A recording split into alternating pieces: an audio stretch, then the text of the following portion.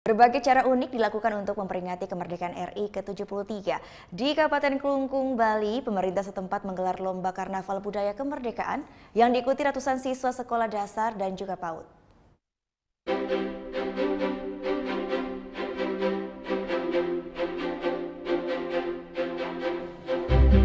Selasa sore, ratusan siswa sekolah dasar dan PAUD di Kabupaten Kelungkung unjuk kebolehan dalam lomba karnaval budaya kemerdekaan.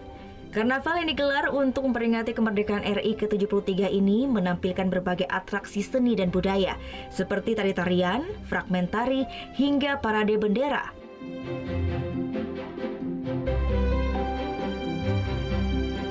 Ada beberapa kriteria penilaian dari lomba ini, antara lain tema yang ditampilkan, kekompakan, hingga keunikan kostum yang dikenakan.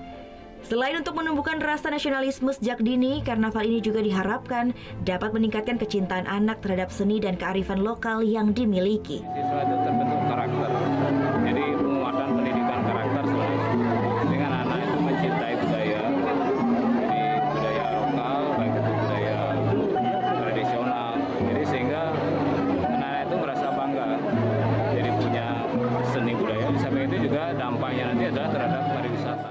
Anak-anak pun sangat antusias mengikuti karnaval budaya ini.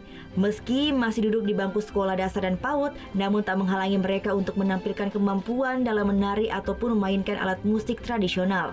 Jadi apa tadi? Dari cepat. Dari cepatnya. Berapa lama latihan? Udah lama. Berapa lama? Ada 1 minggu. Selain tingkat SD dan PAUD, karnaval budaya ini juga memperlombakan peserta dari tingkatan SMP dan SMA.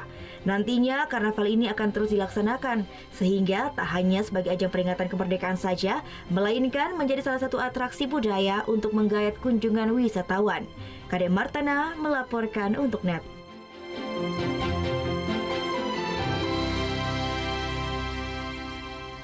Oh yang beneran?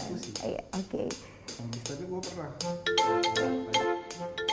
Nah, udah kan nonton beritanya? Jangan lupa di-subscribe, di-like, dan juga di-komen ya akun YouTube dari Net Bali. Terima kasih udah subscribe. Yang belum, jangan sampai lupa. Di sebelah sini nih. Notif subscribe.